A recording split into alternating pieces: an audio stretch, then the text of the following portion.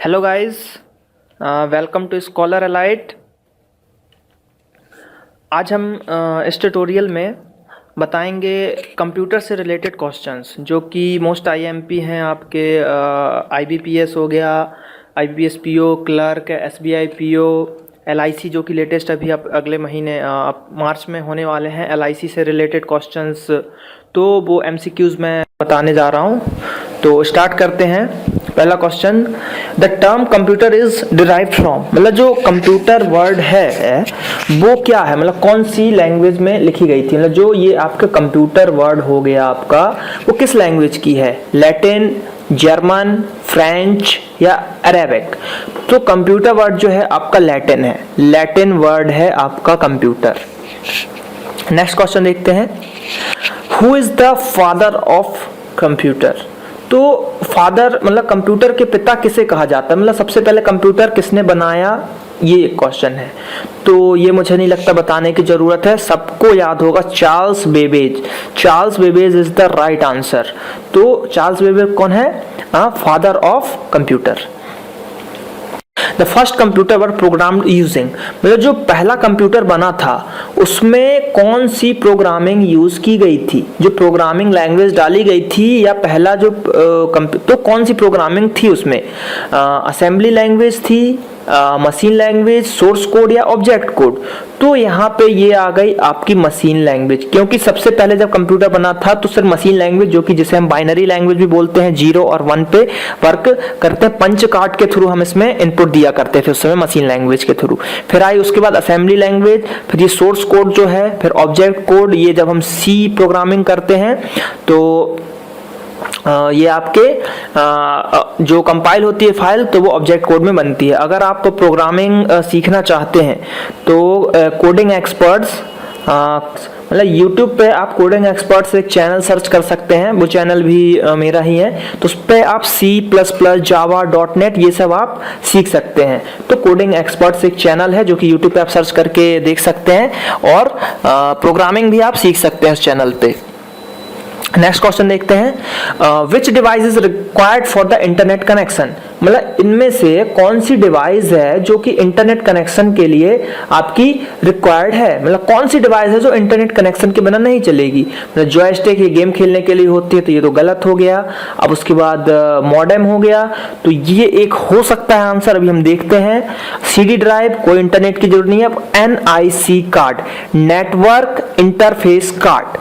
अब जो network interface card है, इसके बिना आप कंप्यूटर में इंटरनेट नहीं चला सकते। तो राइट आंसर हो गया NIC कार्ड। अगर ये कार्ड नहीं है आपके कंप्यूटर में तो नेट नहीं चलेगा। जब ये होगा फिर मॉडेम होगा, तब ही नेट चलेगा। तो एक तरीके से दोनों आंसर राइट है, लेकिन मेन आंसर है इसका NIC card. What is the light pen? Light pen क्या है? एक मैकेनिकल इनपुट डिवाइस है क्या? इनपुट डिवाइस तो है लाइट पेन, लेकिन क्या मैकेनिकल है? नहीं, वो एक ऑप्टिकल इनपुट डिवाइस है जो कि मेनली मैकेनिकल में जो ऑटोकैड वगैरह होते हैं उस पर डिजाइनिंग की जाती है मैकेनिकल सिविल में, तो उसमें लाइट पेन का बहुत ही यूज किया जाता है। जैसे ये आपकी स्क्रीन हो गई, कंप्यूटर स्क्रीन, और आपके पास लाइट पेन है, तो आप लाइट पेन से जब स्क्रीन पे कुछ लिखोगे तो वो सीधे डायरेक्ट अंदर लिख जाएगी। तो इसको हम बोलते हैं लाइट पेन, जो कि ऑप्टिकल इनपुट डिवाइस है। यूनिवैक, यूनिवैक क्या है, या फिर यूनिवैक क्या है और यूनिवैक का फुल फॉर्म भी क्या है? तो यूनिवैक पहले मैं बता देता हूं, ये फर्स्ट जनरेशन का कंप्यूटर है। जो आपका फर्स्ट जनरेशन था उसका ये यूनिवैक पहला कंप्यूटर था, और इसका फुल फॉर्म है universal automatic computer. Universal automatic computer है आपका यूनिवैक का आंसर। ये क्या हो गया? मतलब यूनिवैक, तो यूनिवीक तक यूनिव से हो गया यूनिवर्सल, और ए से हो जाता है ऑटोमेटिक, और सी से है कंप्यूटर। CD रोम जो है स्टैंड्स फॉर, मतलब CD रोम का फुल फॉर्म सीधे से पूछ रहा है, तो CD रोम का फुल फॉर्म क्या होता है? तो ये होता है compact disc read only memory. ROM और रैम आप जानते होंगे, रोम रीड ओनली मेमोरी है, और सी से होता है कॉम्पैक्ट डिस्क। ALU इज, मतलब ALU का फुल फॉर्म पूछ रहा है, तो अर्थमेटिकल एंड लॉजिक यूनिट। बहुत ही सिंपल सा क्वेश्चन है।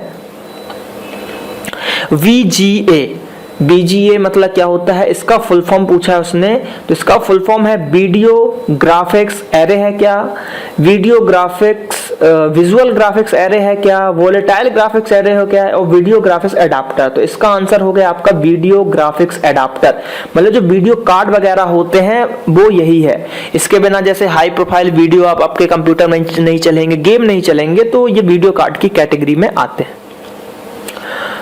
MSI stands for medium scale integrated circuit, medium system integrated circuit, medium scale intelligent circuit, medium system intelligent circuit. तो इसका आंसर है medium scale integrated circuit. The capacity of 3.5 inch floppy disk is 1.44 MB। This is the right answer. वैन stands for, मतलब जो van है इसका full form क्या है, तो मुझे बताने की जरूरत नहीं है, वाइड एरिया नेटवर्क सबको पता होगा। लैन होता है एक आपका लोकल एरिया नेटवर्क, फिर होता है एक मैन, और फिर उसके बाद आता है आपका वैन, जो कि हम लोग इंटरनेट में वैन का ही यूज होता है। MICR स्टैंड्स फॉर, तो MICR स्टैंड फॉर होता है मैग्नेटिक इंक कैरेक्टर रीडर, जो कि बैंक का जो चेक बुक होता है उसमें जो नंबर लिखे रहते हैं वो रहता है मैग्नेटिक इंक, मतलब वो मैग्नेटिक इंक से लिखा रहता है, और उसको जो रीड करता है वो कहलाता है मैग्नेटिक इंक रीडर। ये बैंक में सबसे ज्यादा यूज होता है। Which of the following is a part of the central processing unit, मतलब जो सेंट्रल प्रोसेसिंग यूनिट है आपके कंप्यूटर का, सेंट्रल प्रोसेसिंग यूनिट है जो आपके कंप्यूटर का, वो इनमें से क्या है? प्रिंटर एक आउटपुट डिवाइस है, कीबोर्ड एक इनपुट डिवाइस है, माउस भी एक पॉइंटर या इनपुट डिवाइस है। तो answer is the arithmetical logic unit, जिसको हम ALU के नाम से भी जानते हैं। CAD स्टैंड्स फॉर, जिसको ऑटोकैड भी कहा जाता है, तो computer aided design, computer algorithm for design, computer application in design, computer analog design. तो इसका आंसर है कंप्यूटर एडेड डिजाइन, मतलब इस पे जो मैकेनिकल कार वगैरह की डिजाइन हो गई, ये सब ज्यादा तो मैकेनिकल वर्क में ये ज्यादा यूज होता है, ऑटोकैड या कैड। जंक ईमेल, जो जंक ईमेल होते हैं उसको और क्या कहा जाता है? जंक ईमेल, तो क्या उसको स्पैम कहा जाता है, स्पूफ कहा जाता है, स्निफर स्क्रिप्ट कहा जाता है, स्पूल कहा जाता है? तो वो स्पैम कहा जाता है। जंक ईमेल को हम स्पैम के नाम से भी जानते हैं।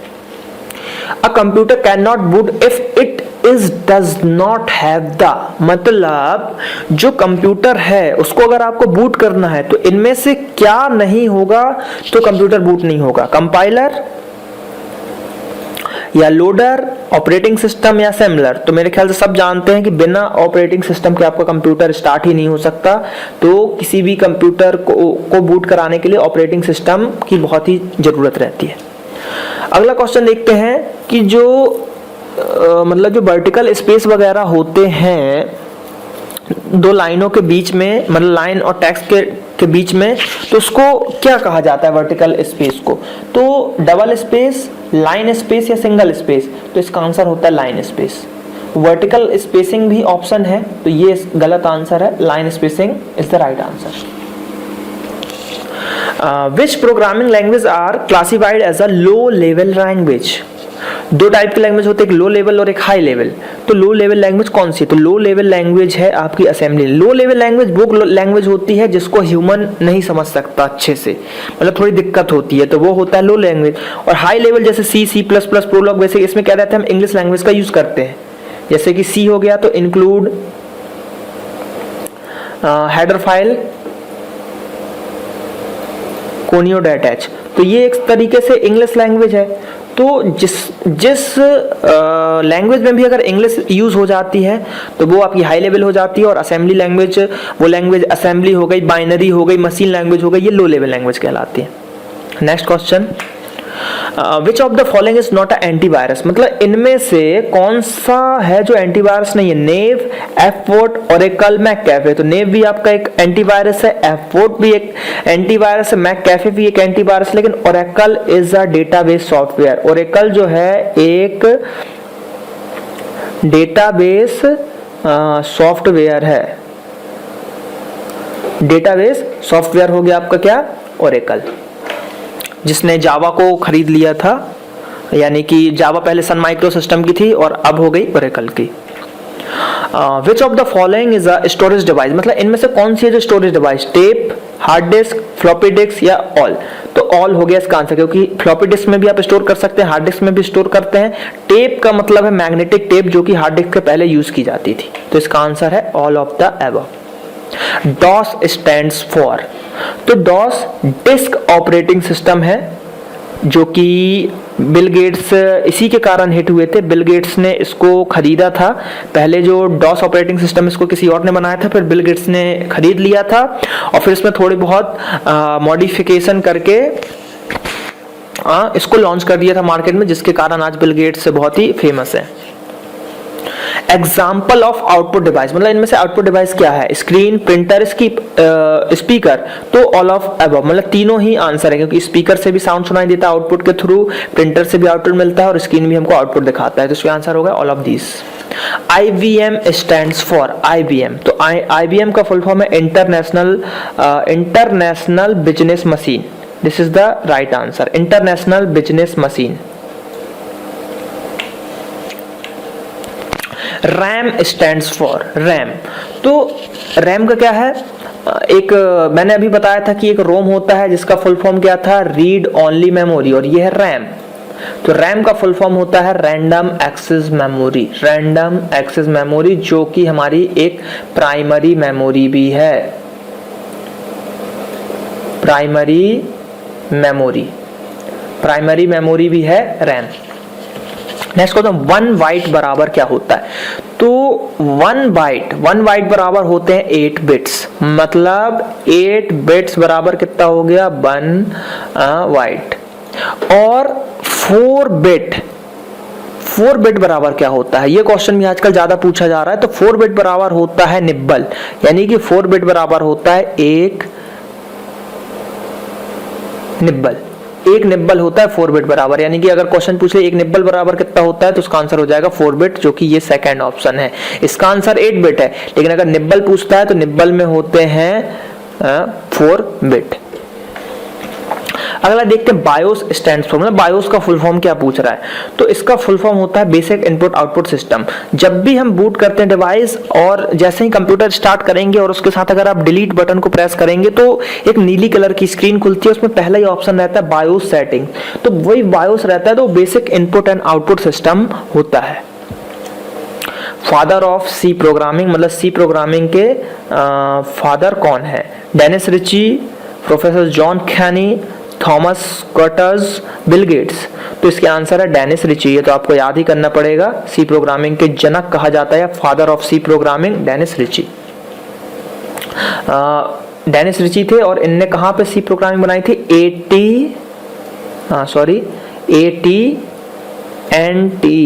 AT&T लैब थी, AT&T लैब में बनाया था सी। RAM is an example of, अब रैम किसका एग्जाम्पल, सेकेंडरी मेमोरी नहीं, गलत, प्राइमरी मेमोरी तो है रैम, प्राइमरी मेमोरी भी है और आपकी मेन मेमोरी भी है। तो इसका आंसर हो गया बोथ, इसमें बोथ 1 और 2 नहीं होना चाहिए, इसमें होना चाहिए बोथ 2, 3 and 2, मतलब 3 and 2। तो इसका आंसर हो जाएगा आपका मेन मेमोरी तो है ही और प्राइमरी मेमोरी भी है वो रैम। तो ये कुछ IMP MCQs थे, मैं और डालूंगा कंप्यूटर से रिलेटेड MCQs, तो इसको आप देखें। ये आपके LIC वगैरह, जो LIC का भी मार्च में एग्जाम होने वाला है, 6, 15 इस टाइप से डेट दी गई है, तो उसमें बहुत ही हेल्पफुल रहेंगी, क्योंकि उसमें जो है टोटल 30 क्वेश्चन आने हैं जो कि 60 नंबर के रहेंगे। मैंने पिछले साल का पेपर देखा था, तो कंप्यूटर ज़्यादा टफ नहीं होता, इसमें से कम 3 से 4 क्वेश्चन आपके आए हुए हैं उसमें। तो अगर आप ये वीडियो देखते हो तो आपके अगर 4 क्वेश्चन यानी कि 8 नंबर पक्के हो जाएंगे। तो इस वीडियो को जरूर देखें और ज़्यादा से ज़्यादा शेयर करें, और भी वीडियो देखने के लिए मेरे चैनल को सब्सक्राइब करें, ज़्यादा से ज़्यादा वीडियो देखें। और कोई भी अगर डाउट होता है तो आप कमेंट में लिख सकते हैं, और इस चैनल को सब्सक्राइब करें। Thank you.